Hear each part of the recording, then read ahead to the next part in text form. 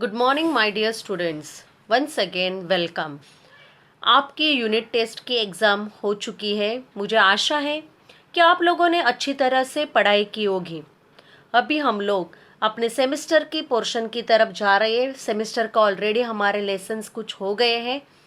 आज हम lesson number rapid reading lesson number 2 हास्य चित्रांतली मुलं, ओके, स्थूल वाचन। रैपिड रीडिंग मीन्स स्थूल वाचन। ये लेसन की शुरुआत करने वाले हैं। इस लेसन के लेखक आहेत मधुकर धर्मापुरीकर। तो लेसन शुरू करने से पहले जो लेसन का नाम है कि हास्य चित्र। हास्य म्हणजे हंसणे, चित्र मतलब ड्राइंग। कि ऐसा पिक्चर या ऐसा ड्राइंग देखने के बाद हमें हंसी आती है, हम स्माइल करते हैं। और उस जैसे हम इंग्लिश में बोलते हैं कार्टून, जिसे हम बोलते हैं, उस कार्टून के जो मूल मतलब बच्चे बच्चे का जो कैरेक्टर्स रहते हैं उनके बारे में ये लेसन है। तो चलो हम लोग शुरू करते हैं। हे आहेत लेखक मधुकर धर्मापुरीकर।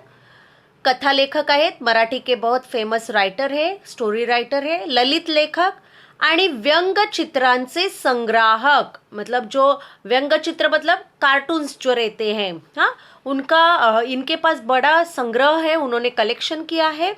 अभ्यासक मतलब उन्होंने उनकी स्टडी की है। आणि 1976 पासून त्यांनी हा संग्रह करण्यास सुरुवात केलेली आहे। तर त्यांनी विपुल असं लेखन केलेलं आहे। बहुत कुछ उन्होंने मराठी में लिखा है, ओके। और उनके कौन से बुक्स है वो हम लोग देखते हैं। देखो, आर के नारायण यांच्या, हाँ, आर के लक्ष्मण नारायण वही है, मालगुडी डेज आणि स्वामी आणि फ्रेंड्स या पुस्तकांचे त्यांनी मराठी अनुवाद केलेले आहेत। ये जो बुक्स है स्वामी आणि फ्रेंड्स, देख रहे हैं आप लोग को, मालगुडी डेज और वहाँ पे है कॉमन मैन, ये सब बुक्स है। इन्होंने आर के लक्ष्मण ओरिजिनल राइटर है और मधुकर धर्मापुरीकर इन्होंने इन बुक्स का ट्रांसलेशन, अनुवाद मीन्स व्हाट, ट्रांसलेशन किया है मराठी में, ओके।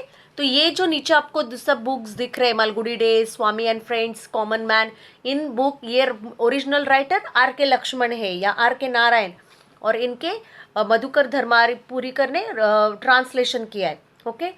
तर या पाठामध्ये और भी है उन्होंने लिखा हुआ, अप्रूप बघा, अप्रूप, रूप, विश्वनाथ दिसते तुम्हाला, चीनकुल, हे कथा संग्रह उन्होंने लिखे हैं, ओके। ये उनके खुद के बुक्स है, रूप, चीनकुल, रेशा लेखक, बघा, विधिनाथ, ये उनके बुक्स है। अभी हम और आगे जाते कि हास्य चित्र मीन्स कार्टून्स, व्यंग चित्र। हास्य चित्र और व्यंग चित्र ये दो अलग टॉपिक है, ये अलग सब्जेक्ट है। इनमें क्या डिफरेंस है उसके बारे में इस लेसन में कहा है। ती कशी वाचायला पाहिजेत, उनमें क्या मैसेज देते, वो कैसे देखने चाहिए, उनमें से कैसे वो पढ़ना है, इसके बारे में इस लेसन में कहा गया है। और ये जो लेसन है वो वयम 2016 या दिवाळी अंकातून, दिवाळी जो रहती है उस समय जो किताबें पब्लिश करते हैं उस बुक में से ये लिया गया लेसन है, ओके। आता बघा, आपण लेसनला सुरुवात करूया। चला तर मुलांनो, ओके बच्चों, स्टार्ट। आपण दररोज कार्टून्स पाहतो। कार्टून्स मतलब ही हास्यचित्र। ती आपल्या इतक्या सवयीची झालेली आहेत की कार्टून्सच्या ऐवजी त्याला कोणी व्यंगचित्र किंवा हास्यचित्र म्हटलं की आपण थबकतो म्हणजे थांबतो। शिवाय आपण सहसा जी पाहत असतो ती असतात स्ट्रिप कार्टून्स, ज्याला मराठीमध्ये म्हणतात चित्रमालिका, ओके। स्ट्रिप्स मतलब पहले पिक्चर में कुछ कहते हैं, सेकेंड पिक्चर में आगे जाती है वो स्टोरी, थर्ड पिक्चर में और आगे जाती है स्टोरी, ऐसे। देखो, चिंटू, आपके स्क्रीन पे जो कार्टून आपको दिखाई दे रहा है वो चिंटू है। चिंटू हे त्याचे सर्वात महत्त्वाचे असे उदाहरण आहे। अशा चित्राच्या पहिल्या भागात बघा, मैंने बोला ना अभी, पहला भाग मतलब फर्स्ट, इसमें पार्ट में कुणीतरी कुणाला काहीतरी सांगत असतं, मतलब कैरेक्टर, एक कैरेक्टर दूसरे कैरेक्टर से कहता है। बोलत असतं, मग त्याच्या दुसऱ्या तिसऱ्या भागात त्या सांगण्या बोलण्यातून उलगडणारी गम्मत असते. देखो गम्मत, गम्मत मतलब वहाँ पे कॉमेडी रहती है, कॉमिक्स रहता है, ओके, जोक रहता है कि फर्स्ट पार्ट में फर्स्ट कैरेक्टर कुछ कहता है, सेकंड पार्ट में दूसरा कैरेक्टर कहता है, थर्ड पार्ट में और आगे जाती है वो स्टोरी, और लास्ट में जाके वहाँ पे एक जोक रहता है. इसे बोलते हैं स्ट्रिप कार्टून्स. क्या बोलते हैं? Strip cartoons. कार्टून्स बोलेंगे तो आपको समझ में आते हैं, लेकिन मैं आपको बोलूँ कि वो हास्य चित्र है, व्यंग चित्र है, तो आपको वो समझ में नहीं आता है, वो डिफिकल्ट वर्ड लगता है आपको. लेकिन हास्य चित्र और व्यंग चित्र मतलब क्या, इंग्लिश में कहते हैं हम लोग कार्टून. आगे देखो, कधी आपल्याला एकाच भागाचं कार्टून पाहायला मिळतं, ते पाहून खुदकन हसू येतं. वो कार्टून देखे हमें हंसी आती है, मजा वहाँ पे बहुत कॉमेडी रहता है ना, जोक रहता है. असं चित्र हे हास्य चित्र असतं. मतलब जे देखो, जो चित्र देख के हमें हंसी आती है उसे हास्य चित्र कहते हैं. हास्य मतलब हसना, ओके, स्माइल. पण हास्य चित्र म्हणजे काय असं विचारले तर आपल्याला काय सांगता येईल? बघा आता पुढे काय, कोणी सांगेल. अभी आपके सामने स्क्रीन पे देखो बहुत सारे हास्य चित्र है, कार्टून्स है. बघा, अगर आपसे क्वेश्चन पूछेंगे की हास्य चित्र मतलब क्या, कोणी सांगेल. वेडवाकडं चित्र काढलं की ते झालं कार्टून. कोई कहेगा कि कैसे भी टेढ़ी मेढ़ी अगर हम लोग लाइन्स या लकीर खींचेंगे तो वो हास्य चित्र बनता है. कोणी म्हणेल त्यात एक जोक असतो. कोई क्या कहेगा कि जिस कार्टून में जोक रहता है वो हास्य चित्र है. कोणी सांगेल त्यात एक माणूस असतो, तो दुसऱ्याला बोलतो की उस चित्र में एक आदमी रहता है, वो दूसरे से बात करता है. हे सगळं बोलणं बाजूला ठेवून आपल्याला हास्य चित्राची व्याख्या करायची झाल्यास अशी करता येईल. देखो, ये सारे डेफिनेशन या मीनिंग साइड में रख के अगर हास्य चित्र या कार्टून्स के अगर हमें डेफिनेशन बनानी है तो वो क्या आएगी? देखो, सफाईदार रेषांनी, सफाईदार मतलब वो लाइन्स, वो लकीरें बराबर आनी चाहिए, काढलेलं गमतीदार चित्र म्हणजे हास्य चित्र. एकदम इझी आहे बच्चो, की सफाईदार रेषांनी काढलेलं चित्र, गमतीदार चित्र, जिसमें हंसी रहती है, जिसमें मजाक रहता है, हां, ते म्हणजे हास्य चित्र. हास्य चित्राची वैशिष्ट्ये काय, तर ते पाहिलं की आपल्याला हसू येतं. हास्य चित्र म्हणजे असं चित्र की जो देखेंगे वो चित्र देखने के बाद हमें हंसी आती है.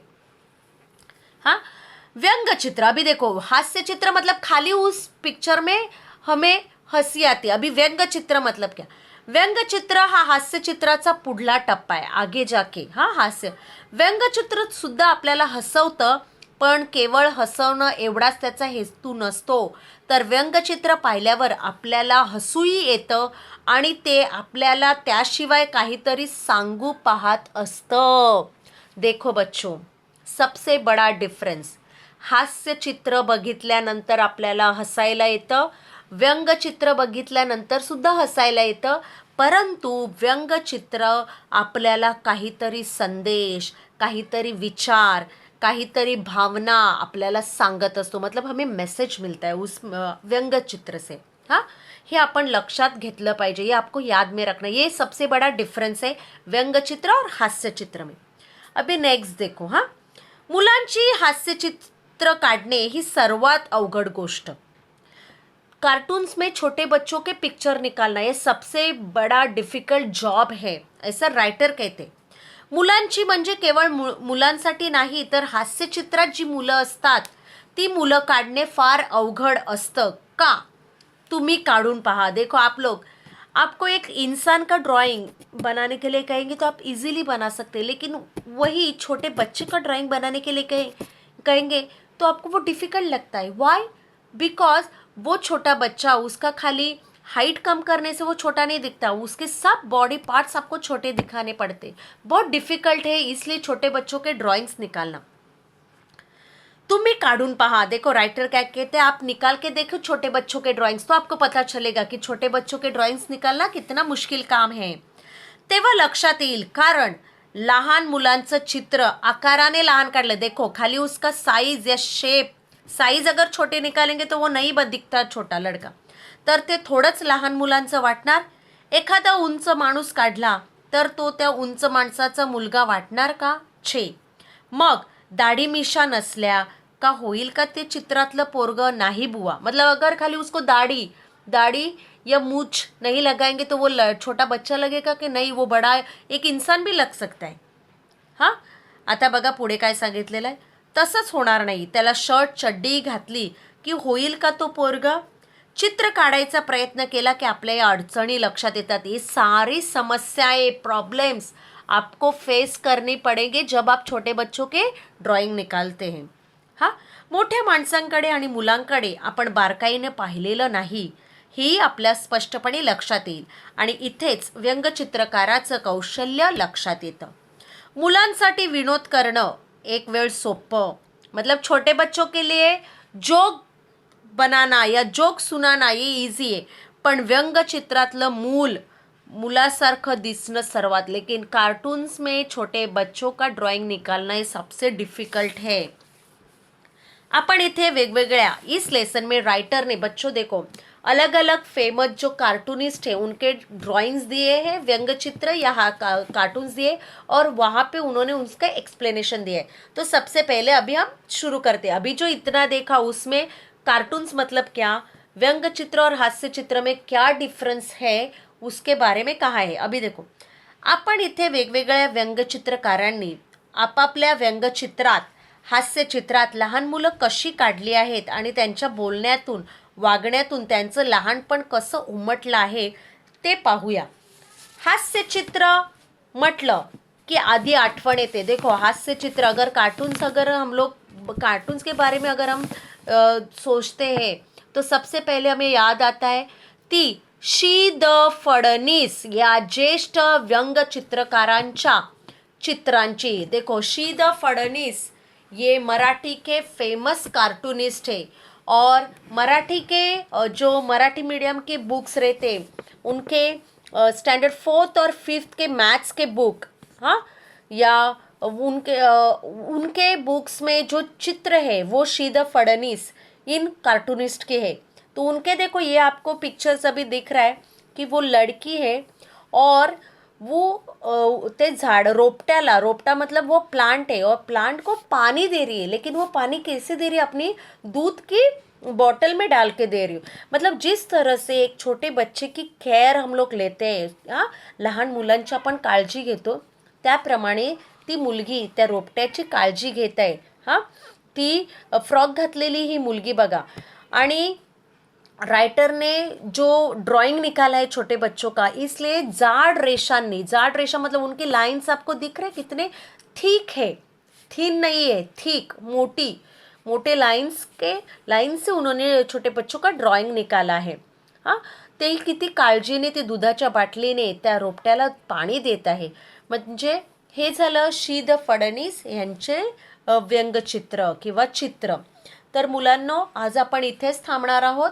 आज आपण ह्या पाठाची प्रस्तावना बघितलेली आहे, लेखकांबद्दल माहिती बघितलेली आहे, आणि आपण हास्यचित्र आणि व्यंगचित्र ह्याच्यामध्ये काय फरक आहे त्याबद्दल माहिती घेतलेली आहे.